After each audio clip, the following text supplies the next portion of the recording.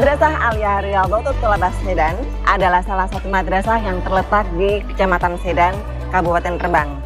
Madrasah ini memiliki ribuan siswa. Namun kuantitas siswa ini tentunya diimbangi dengan kualitas madrasah yang telah banyak melahirkan siswa-siswa berprestasi baik di bidang penelitian maupun prestasi di bidang lainnya. Seperti apa kiprah Madrasah Riyadhatul Thalabah ini dalam melahirkan banyak siswa berprestasi? Bersama saya Safatul Sodikoh, mari kita kupas lebih dalam lagi. Assalamualaikum warahmatullahi wabarakatuh, sahabat religi dimanapun Anda berada. Saat ini saya sudah berada di Aula MA Riyadhatul Thalabah Rembang. Saat ini saya sudah bersama Kepala MA Riyad, yaitu Bapak Haji Ansori. Assalamualaikum Pak Ansori. Waalaikumsalam Mbak Iko. Sehat ya Bapak? Alhamdulillah. Ya, kayaknya sibuk sekali ini. Iya, kebetulan ada beberapa kegiatan yang bersamaan ya. Bapak Ansori, berbicara tentang MA Riyad ini, MA yang menurut kami besar ya, bukan hanya besar di jumlah siswanya saja, tetapi besar juga prestasi-prestasinya. Alhamdulillah. Kalau MA Riyad sendiri ini sudah berdiri sejak tahun berapa Pak? MA Riyad itu berdiri sejak tahun 1980. 1980 artinya sudah 43 tahun ya? 43 tahun. Sudah hampir 50 tahun. Sudah cukup tua untuk di Rembang ini. Kalau Bapak Ansori menjabat sebagai kepala di sini? Untuk saya mulai tahun 2003. 2003 itu dari yayasan, kemudian pada waktu itu kan ada kepala definitif dari Kementerian Agama.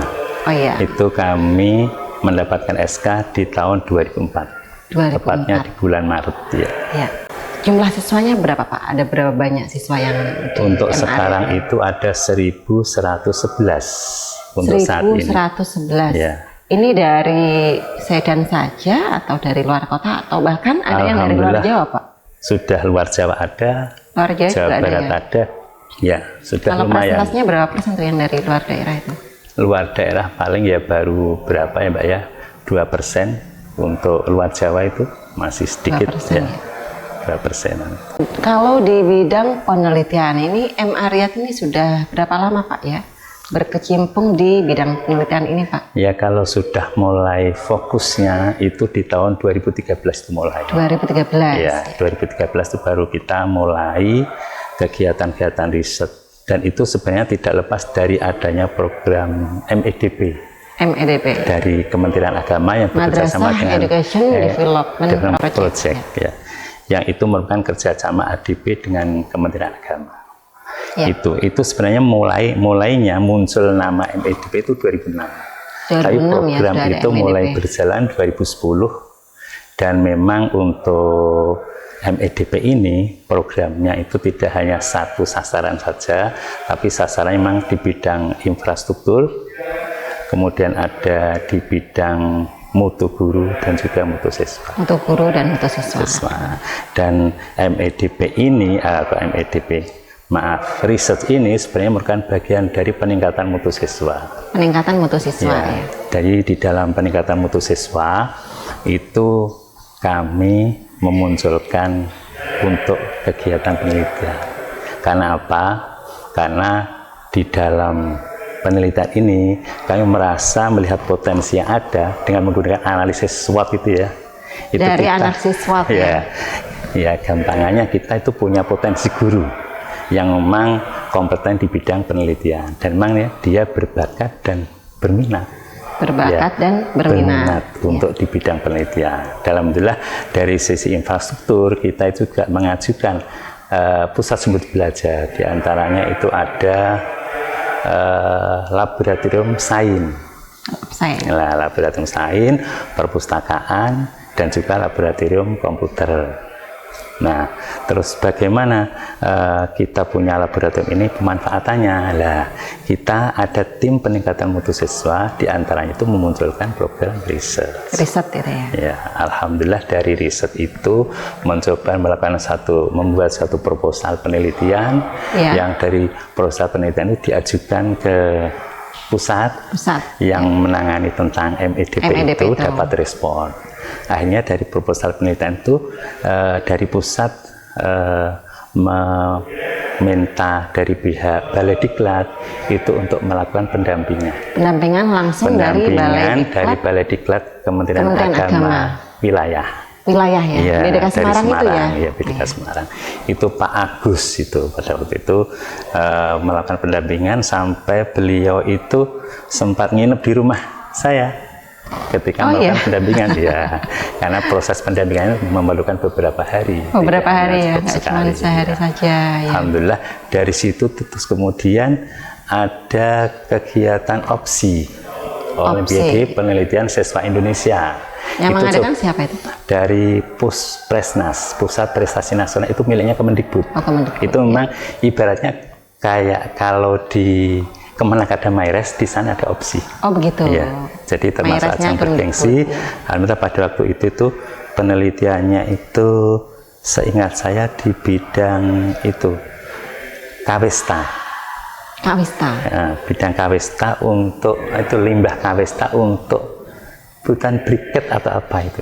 Pembuatan briket. Briket ya, nggak salah itu. Yeah. Jadi dari kawesta itu kemudian masuk di opsi, masuk 30 besar nasional, akhirnya diundang untuk expo di Jakarta. Ya, itu prestasi awalnya.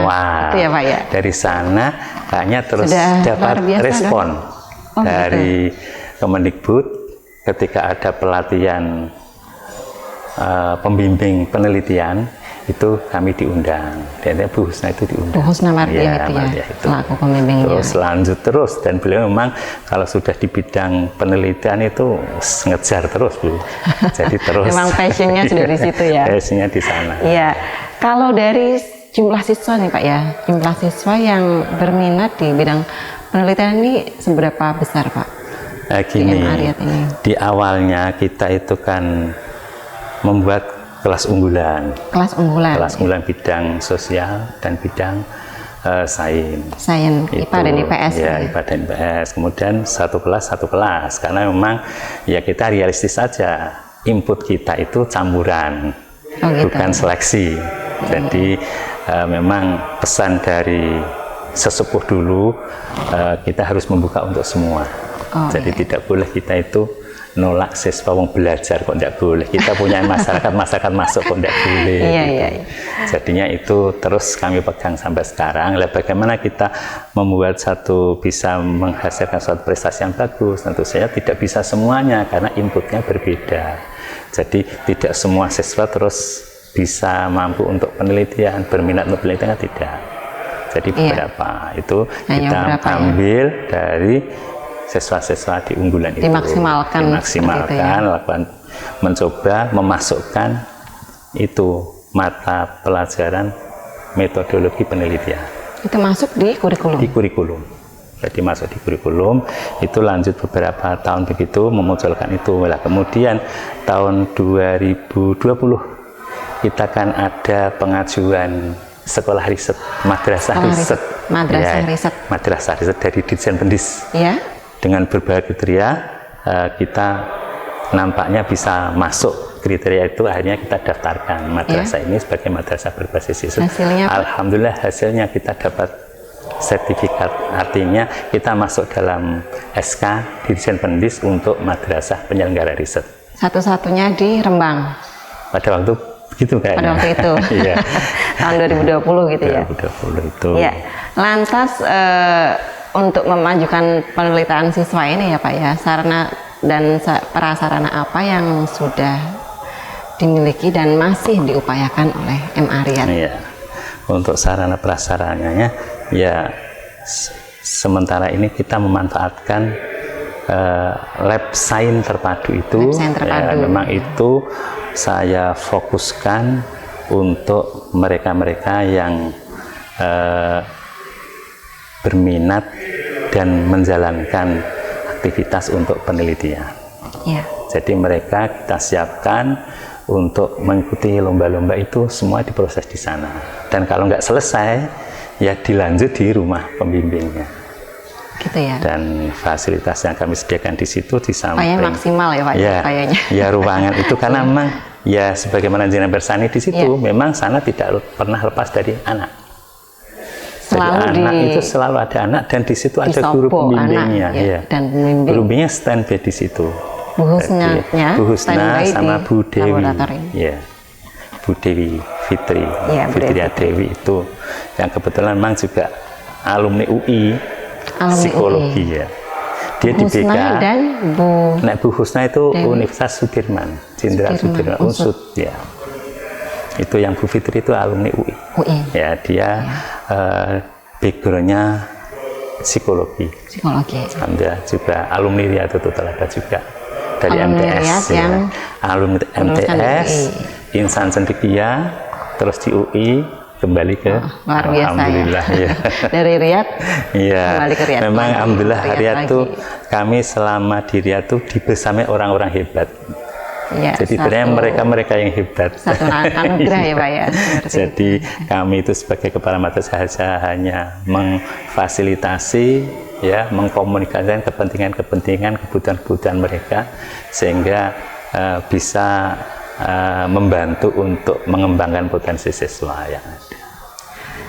Prestasi-prestasi lain ada nggak ya Pak yang selain di bidang penelitian ini yang sudah diraih oleh MARIAT ini ya, untuk nasional ya. Jadi kita itu memang selalu berusaha bagaimana ketika ada event-event lomba di bidang penelitian itu kita ikut. Jadi di Gebyar Brawijaya Qur'ani itu selalu ada LKTI. Kami juga ikut mulai tahun 2014. Alhamdulillah kita masuk lolos proposal 15 besar atau berapa itu, dan itu kalau sudah 15 proposal itu lolos diundang ke Brawijaya. Tim biasanya Universitas Brawijaya itu rutin itu Bu. Hanya tahun 2023 itu 2023 itu kita sana libur, tidak mendengarkan tahun tidak menggelar lomba. Dan selalu dapat juara Pak yang di Uni Brawijaya. Dapat, tapi beda-beda. Kadang-kadang ada tilawahnya, kadang LKTI-nya, kadang LKTI itu dapat juara di presentasi, kadang-kadang juga masuk di poster terbaik. Alhamdulillah selalu dapat, tapi dari kategori yang berbeda. Kalau selain penelitian ada nggak ya Pak prestasi lainnya Pak selain penelitian? Di bidang KSM, kompetisi sains madrasah. Itu ya, jadi kompetisi sains madrasah kita pernah juara nasional ketika COVID kemarin. Kita berada juara 1 bidang fisika dan juara 3 di bidang biologi. Juara 1 fisika dan 3 biologi. Itu langsung kita dapat 2 itu. Selain madrasah berbasis riset tadi ya Pak ya, MARIAT sudah berhasil meraih predikat madrasah berbasis riset. Ini ingin melebarkan lagi nggak Pak unggulan-unggulan lainnya? Misalkan ada unggulan dari segi bilingualnya atau segi lainnya misalkan? Ini sementara itu kami mencoba itu tahfidz. Kita cuma mencoba tahun ini itu membuka kelas tahfidz. Dan alhamdulillah kemarin ketika PPDB ini kita bisa menjaring 1 kelas tahfidz. 1 kelas tahfidz. Untuk tahfidz berapa juz Pak itu? Untuk tahfidz sementara ini dari awal, karena memang dari awal bidikan. Alhamdulillah mereka yang masuk itu juga rata-rata tinggal di pesantren, sehingga di pesantren yang di pesantren itu sudah ada menghafalkan ada, jadi bisa ada penguatan ketika program di madrasah, ada penguatan sudah ada cikal bakalnya, kita penguatan, lakukan komunikasi dengan pondok-pondok itu sehingga diharapkan nanti itu bisa sesuai yang diharapkan. Ya, tentunya keberadaan pesantren di sekitar MARIAT ini sangat mendukung program tahfidz ini. Oke Pak Ansori, semoga sukses dengan program-programnya, sukses madrasah risetnya, sukses program tahfidznya, semoga semakin membawa harum nama MARIAT di Rembang dan di Jawa Tengah pada umumnya. Dan ini memang tidak lepas dari kawan-kawan yang memang luar biasa, yang support terhadap program madrasah. Jadi misalkan kayak Meres kemarin itu bagaimana bisa berhasil seperti itu dibahas dari timnya. Ada Jadi tim ada timnya sendiri. kreatifnya, ada tim IT-nya. Sampai kemarin ketika ke Kemenak pelepasan itu kan sambil ngambil tag video. Oh iya. Tag video di alun-alunnya. Ya, sekalian ya Pak ya. Itu sekalian. Dan Untuk juga memanfaatkan termasuk tim kreatifnya yang buat kostum itu juga ada sendiri. Ada sendiri. Jadi Komplit. komplit, alhamdulillah. Iya. Yaitu satu anugerah yang kami betul-betul syukuri. Iya. Jadi harus berusaha perfect ya Pak ya di segala sisi. Iya. Iya. Tim budgetingnya yang tadi saya Budgetingnya juga sampaikan. ada. Iya. Jadi ketika ada kegiatan kan kita realistis ya, tidak bisa lepas dari anggaran. Pastinya. Dan kalau pembimbing itu disibukkan dengan membuat proposal dan sebagainya kan susah. Budgetnya ada sendiri. Jadi masuk RKAM-nya itu nanti juga dari tim budgeting masuk RKAM. Jadi semuanya fokus di bidangnya masing-masing, gitu ya. Oke pemirsa, demikian wawancara eksklusif kita dengan Kepala M. Aryat, Bapak Ansori. Terima kasih atas waktunya Pak Ansori. Sukses untuk M. Aryat. Amin, amin. Ya, sekian. Assalamualaikum warahmatullahi wabarakatuh. Waalaikumsalam warahmatullahi wabarakatuh.